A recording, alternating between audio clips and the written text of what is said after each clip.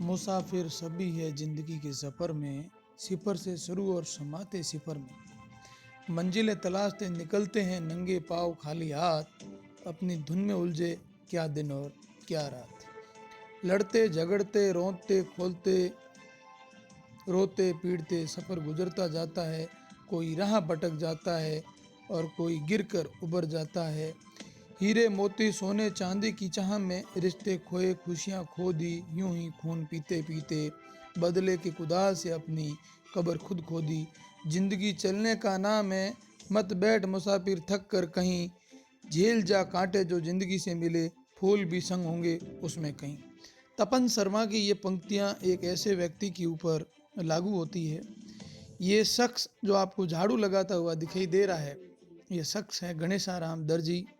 मूलतः खाड़ा राठौरन के रहने वाले हैं और आज ये प्राध्यापक हैं, यानी व्याख्याता। परिस्थितियाँ कैसी है और इंसान को क्या बना देती है, ये गणेशाराम या हम जैसे लोग बेहतर समझते हैं। 2002-2003 का वो वक्त था जब पैरों में पूर्ण रूपेण चप्पल नहीं थी, लेकिन गर्मियों में भी नंगे पाँव बड़े हंसे मजाक मस्ती और हंसी ठिठोली के साथ आते थे। उस समय किसी ने भी नहीं सोचा था कि जीवन में इतने संघर्ष करने पड़ेंगे और उन संघर्षों के बाद में ऐसा मुकाम मिलेगा। ये वही गणेशाराम है या ये वही अचलाराम है जो सब टूटी फूटी परिस्थितियों से निकले, लेकिन इन लोगों ने परिस्थितियों से कभी सामंजस्य बिठाने का प्रयास किया, इन परिस्थितियों के आगे कभी हाथ नहीं फैलाए। अपने जीवन को हम कैसा मुकाम देते हैं ये हमारे विचारों पर निर्भर करता है। हम अपनी पुरानी परिस्थितियों को कोसते हुए रह जाएंगे तो जीवन में सफलता हम कभी नहीं पाएंगे। हम गरीब पैदा हुए, ये हमारा दुर्भाग्य था, लेकिन यदि हम गरीब मर जाएं तो इससे बेहतर, इससे बड़ा हमारे लिए कोई दुख नहीं होगा, कोई दुर्भाग्य नहीं होगा। जीवन चलते रहने का नाम है, चलते रहिए। जीवन में बहुत डगर आएगी, ऐसे भी रास्ते आएंगे, ऐसा भी समय आएगा जब आपको भटकने का भी होगा, दुख भी होगा। एक समय आपको ऐसा भी लगेगा कि अब सब कुछ ख़त्म हो गया, लेकिन वही वो समय होता है जब आपको सोच के आगे बढ़ना होता है। ख़त्म नहीं, शुरुआत अभी से हुई। ये वो गणेशाराम है जिसके पास न लाइट थी, न पानी की व्यवस्था थी, न पैसे थे, न मकान था, न छत थी, न टेबल थी, न कुर्सी थी। ये उन वर्तमान के युवाओं की डिमांडों पर एक कड़ा तमाचा है कि आप परिस्थितियों का रोना रोते हैं तो ये आप अपने मूल काम से जी चुराने का, वहाँ से भागने का, वहाँ से कतरा कर जाने का एक बहाना मात्र ढूंढते हैं। गणेशाराम जैसे और भी बहुत सारे गूदड़ी के लाल हैं, बस सिर्फ बात इतनी है कि उनको प्रॉपर हालात नहीं मिलते, उनको बराबर मौके नहीं मिलते, उनको बराबर मंच नहीं मिलते और परिस्थितियों से वो पिछड़ जाते हैं। अपने आसपास ऐसे युवा साथियों को ज़रूर नज़र रखें जो आपको लगता है कि कुछ बेहतर कर जाएंगे। ऐसे लोगों की किसी भी स्तर पर हो सके तो मदद करना मालिक आप लोगों की भी बड़ी मेहरबानियाँ बख्शे। चलते पूछते हैं गणेशाराम से कि किन परिस्थितियों में और कैसे आगे बढ़े। बाकी आशियाने तो मुसाफिर के आप देख ही रहे।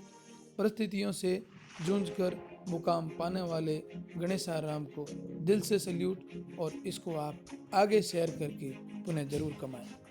मेरा नाम गणेशाराम है, मेरा गांव खारा राठौड़ान है और मेरे मूल रूप से मेरे पिताजी सिलाई का काम करते थे और 9 घर में हम बहन भाई है और उसमें से मैं अकेला ही पढ़ा, क्योंकि बाकी मेरे पिताजी के पास इतने पैसे थे नहीं, गरीब परिवार था इसलिए, और लंबा संघर्ष करना पड़ा। और मैं माता पिता की 9वीं संतान हूँ। और उसके बाद में मैंने गांव खड़ीन से 9वीं पास की, 9वीं कक्षा पास करके मैं बाड़मेर आ गया। बाड़मेर मैंने 10वीं पास की। 10वीं पास करते समय मेरे को सप्लीमेंट्री आ गई। सप्लीमेंट्री आने के बाद में घर वालों ने कहा कि स्कूल छोड़ दे, तेरे को पढ़ना नहीं है। और जैसे सप्लीमेंट्री आई और मैं घर मार्कशीट लेके आया और मेरी मार्कशीट बकरी ने खा ली। बकरी खाने के बाद मुझे दर की ठोकर खाने पड़ी, फिर भी मैंने संघर्ष रखा और सप्लीमेंट्री पर जो और डुप्लीकेट मार्कशीट थी वो मैं नहीं लाया। फिर भी उसके ऊपर मार्कशीट पर मैं साइन करवा के डीओ साहब के पास गया, डीओ साहब ने साइन करके दी। उसके बाद में मैंने 2004 में जो 10वीं पास हुई और 5 में मैंने 11वीं पास की। 11वीं पास करके मेरे 67% बने। उसके बाद मैंने 12वीं पास की और 12वीं में मेरे 68% बने। उसके बाद में मैंने जंग पढ़ाई के लिए जारी रखी, लेकिन जैसे मैंने बीए किया, बीए करने के बाद में जो मेरे बड़े 2 भाई थे वो मेरे से अलग हो गए और मेरी परिस्थिति ये आई कि अब मेरे पढ़ाई का कोई मेरे पास जरिया नहीं था। फिर मैंने कमठा शुरू कर दिया और कमठे के मजदूर के रूप में मैंने कार्य शुरू किया। मैंने 2007, 8 और 9 तक कमठे पर काम किया, लेकिन कमठे पर काम करने के कारण मेरे पास इतने पैसे नहीं थे कि मैं आगे पढ़ाई जारी रखूं। इसलिए मेरी बीएड लेट हुई और मैंने 2010 में पैसे इकट्ठे किए, 2011 में बीएड की। बीएड करने के बाद में कंपटीशन में मैं तैयारी करने लगा, इसलिए मेरे पास पैसे नहीं थे, तब मैं प्राइवेट स्कूलों में पढ़ाना मैंने शुरू कर दिया। और प्राइवेट स्कूलों में सबसे पहले मैंने नवजीवन पब्लिक स्कूल में 3500 रुपये में पढ़ाया और उसके बाद में 2012 में भर्ती आई और उसी भर्ती में मैं असफल रह गया। उसके बाद में 13 में और 3rd ग्रेड की भर्ती आई, उसमें मैं असफल रहा, यानी मैं 3 3rd ग्रेड में असफल रह गया।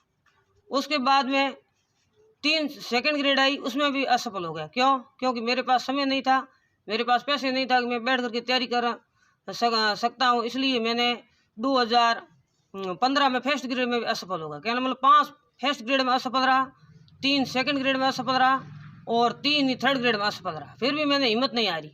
फिर मैंने क्या किया, 2018 में घर बैठ करके तैयारी की। कोई कोचिंग का सहारा नहीं लिया क्योंकि मेरे पास कोचिंग के पैसे नहीं थे। मेरे पिताजी वृद्ध थे और 90 साल के मेरे पिताजी कोई पैसा 1 रुपया भी नहीं कमा सकते, इसलिए मैंने संघर्ष जारी रखा, प्राइवेट स्कूलों में पढ़ाया।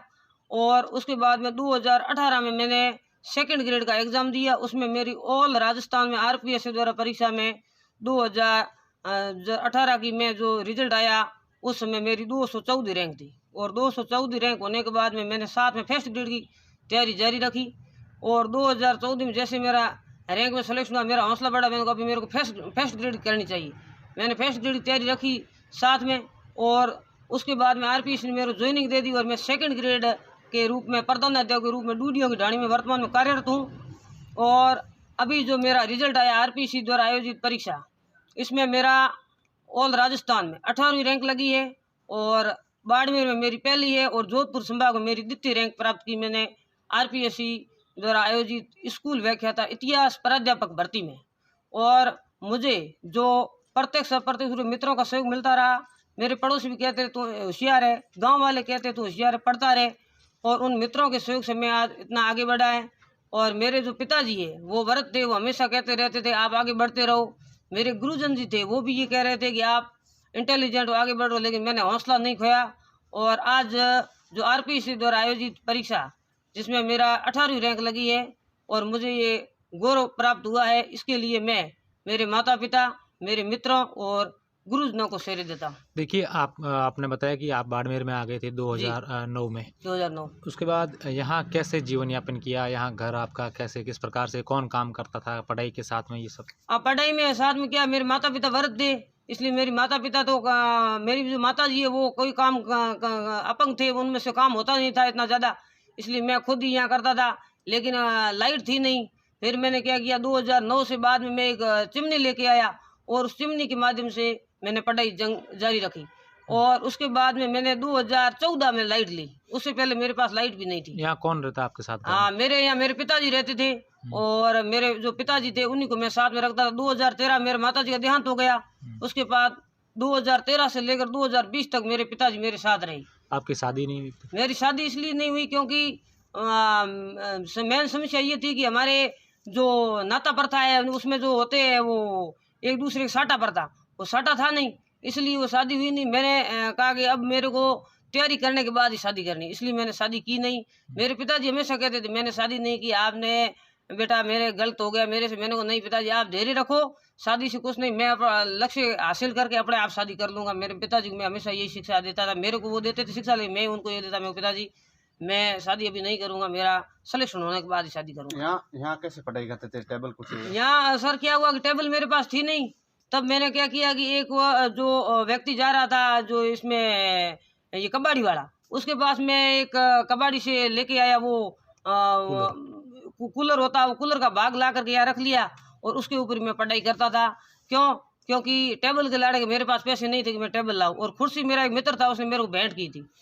मैं ये संदेश देना चाहता हूँ कि आप कठिन मेहनत करो, मेहनत करते रहो, और आपके पास अगर पैसे नहीं है तो आप कम पैसों से भी अपना लक्ष्य हासिल कर सकते हो।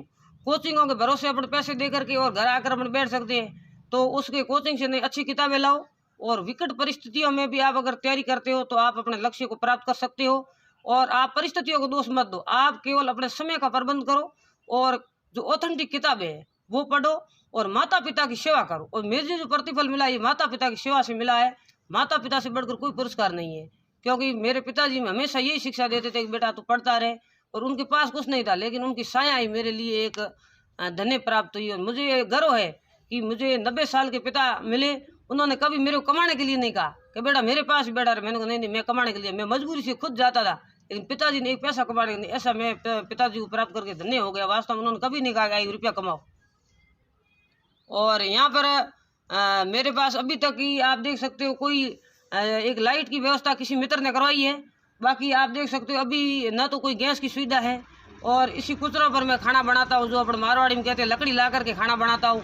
और मैंने जब आरपीसी की तैयारी की तो मैं 6 घंटे पढ़ता था और 6 घंटे लकड़ी काट करके और जीवन यापन करता था। यहीं पर लकड़ियों को बेचने भी जाता था बाजार में, और मतलब पैसे अतिरिक्त होते हो। पहले स्कूल में पढ़ाता था, स्कूल छोड़ी उसके बाद मैं कुचरे को काटता था, बबूलों काटता था और बबूलों बाजार में बेचता था।